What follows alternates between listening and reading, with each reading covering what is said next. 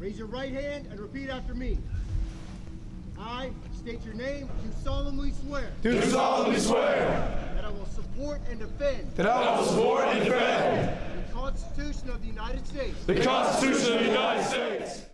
The next portion of the course that we're going to move into is going to be the examination of you in this moment on this fulcrum that is the decision point. Right now. Who are you? And really, right now is just a synergy of you taking all the information that you digested and wrote down in the last section, looking at it really one more time, looking again at where you are as you get out of the military so that we can start ideating on what the next chapter of your life looks like. And we're going to break this section up in two pieces: your internal examination of the current you and then the external examination of the current you. And so starting with the internal examination of the current you, the first piece that we want you to look at is really take the time to define who are you outside of the military. Yeah, take it off. Take it off. Because like we said in the last section, a trap that people fall into is I am military me. And if you take away military, there is no me. And Which is not true. not true. It Not might true be at hard all. to believe It- if you've been in for, Yeah. it doesn't even matter. If you've been in for 1 year, 2 years, 10 years, If you're a Marine, 20 years, he still thinks he's a Marine. I'm always a Marine. Yeah, see? It never stops. But you need to start looking at yourself. Who am I outside of the military? Because again, once you get that DD-214 or you're out and you cut your papers, like, it's just you. That's it. And no one really cares Yeah. about you anymore. Which is sad, sorry. But this is to help you come to grips with that. And that, which is hard. But this is where you want to start. And so things to look at again are defining who am I as a person? What are these positive traits of myself that I want to bring forward into this next chapter of my life? And really, what are those negative things that I want to leave behind as you start to build this image of you outside of the military? So very important, but Buster, it's something that people struggle with a lot. Yeah, so it's recognizing what are your core values, right? You care about being trustworthy, honest, respectful, like whatever those are, your core values. For myself is my core values, my country, and my family, right? So those are the things that matter to me. And I know that sounds super brainwashed from the military, but that's what it was before all of this too. Those are things that matter to me. My family's really high on that also, right? And building a life that I had growing up. And so when it comes to, those are the values that were me, right? That I wanted to bring forward, that I cared about. The passions, I'm still working on it because the military didn't give me a lot of time to have a lot of passions, but I knew I loved being active. So I recognized like I want to be around a community of active people. And I personally found that inside of the CrossFit community. Maybe super stereotypical, but nonetheless, there's a great community there. Yeah. Another thing that was important to me was finding a great church, and then also a local community. And so those are some of the things that I wanted to pull out of myself to bring forward to the next phase. You're constantly going to be going through this. Like, this is not something you do once and you're going to be happy with it. This is going to be a constantly iterative cycle that changes over time. I'm sure Buster's a dad now, and his priorities and what defines him now has changed. And I think that what I just talked about is pretty external things. But the internal ones, when it came to my career, like what I wanted to bring forward, was really three things. I wanted a place to have a long leash, to earn a long leash, right, and have a lot of this influence over my career. The next thing that I wanted was mentorship. Inside of the Marine Corps, a thing that was great for me, and outside, is that I've been blessed with great mentors, right, men and women that have come alongside me and helped to give me great insight on what to do. So it was the leash, the great mentors, and then also a place of education. I wanted to learn. I wanted to learn more. And so those are the great things that I recognized about myself, that I think was behind all the things of the military, behind all the rest of the dreams and goals and the rest. This is what matters to me. Learning, having great mentors, and then a place to earn, just to work your butt off. I didn't want to be limited by time and grade. I didn't want to be limited by certain I don't know, other aspects of my background. Like, what's a place where I can go earn everything? And those are the things that I pulled forward. So the next piece that we want to discuss as you're looking at the internal examination of yourself is personal goals.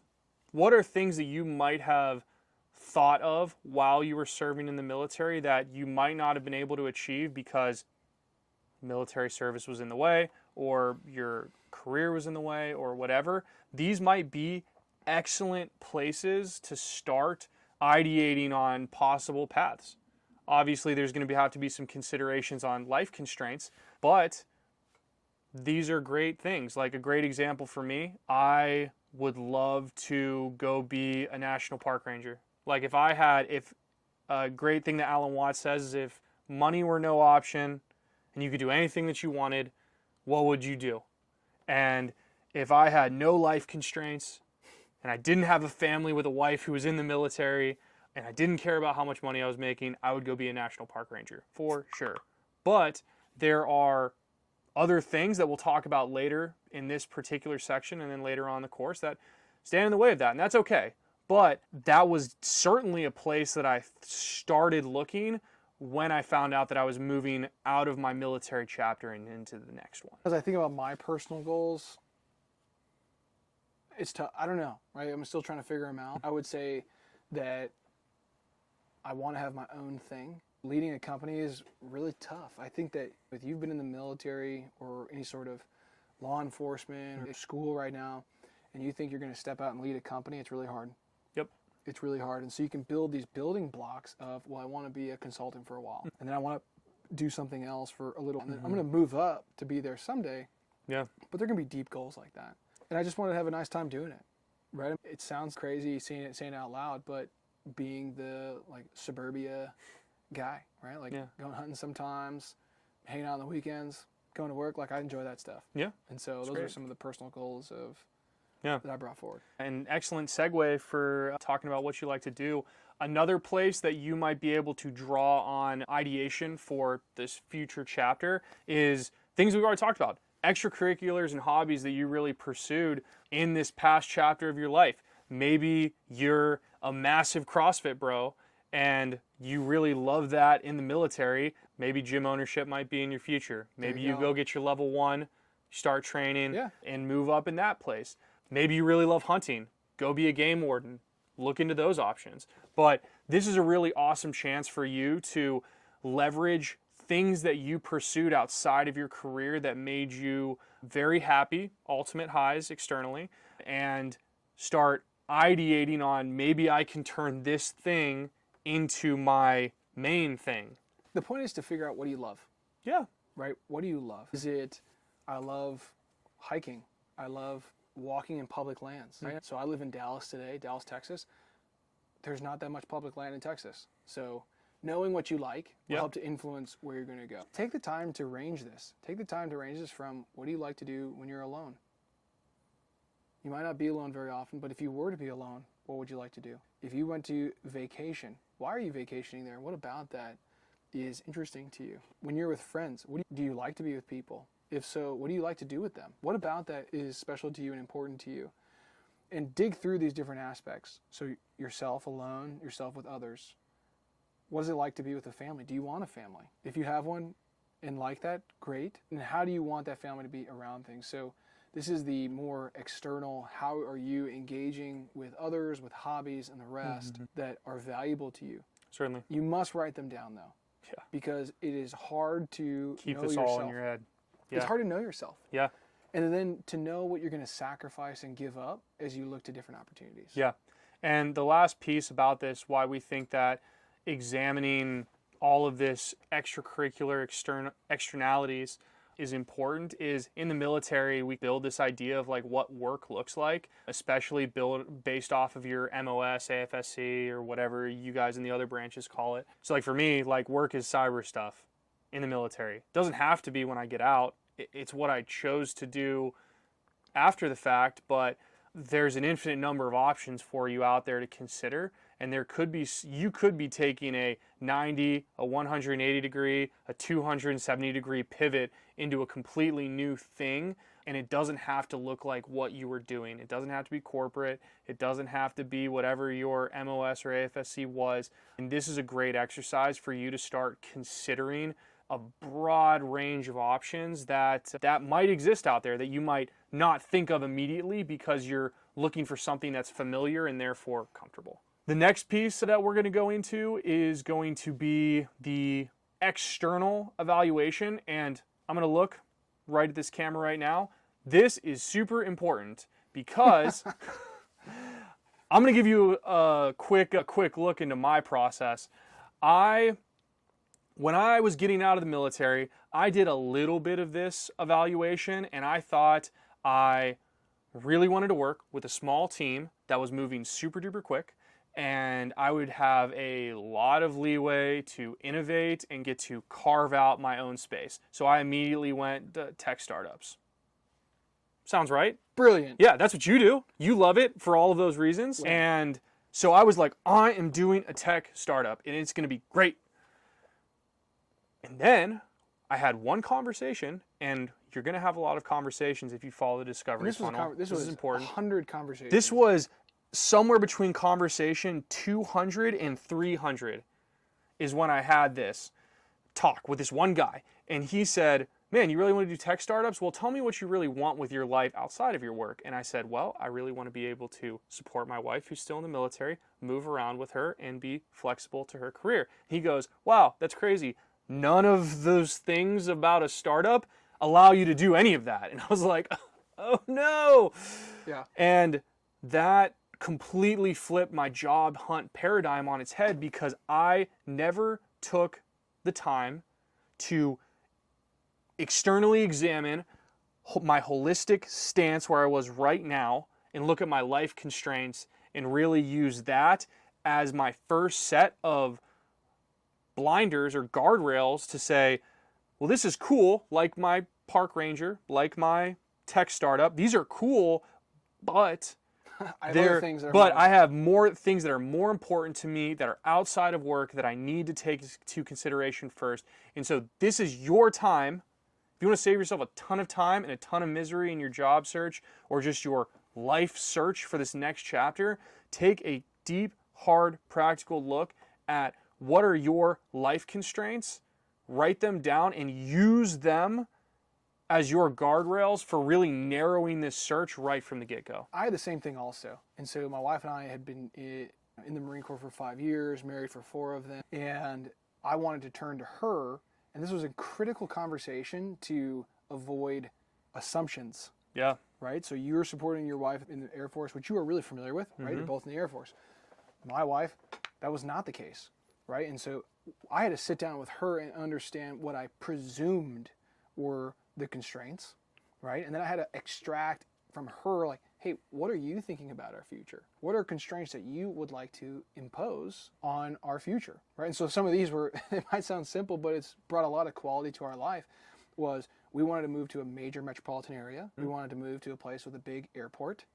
And we wanted to stay somewhere in the South where it didn't get too cold, right? That might be like some baby stuff there. But hey, those were some constraints. Like later on, example, I went, before we had the conversation about we live in the South, which is from her, because she was raised in Tennessee, is I went and interviewed in Minneapolis. Yeah. I flew to Minneapolis where it gets balls cold.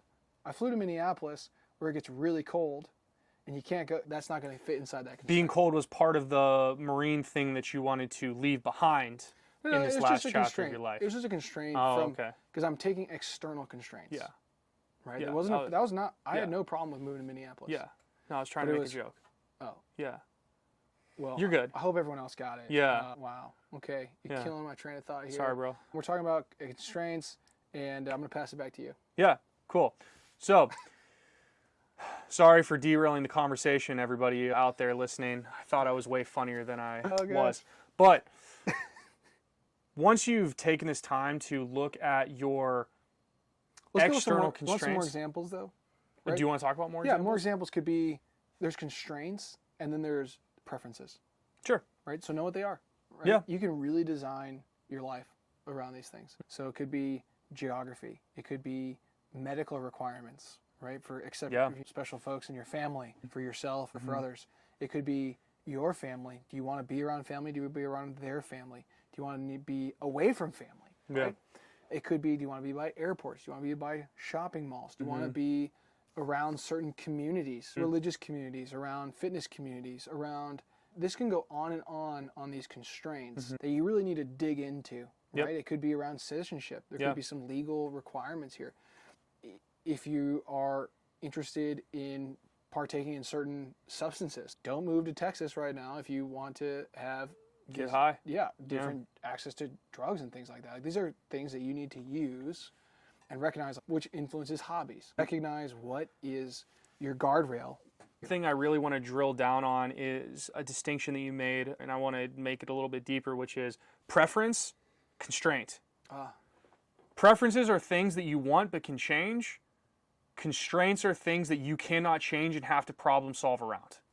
And so identify your constraints first. These are going to be your immutable facts. Again, my wife is dedicated to serving the Air Force for 6 more years. That is not changing. So we have to problem solve around that.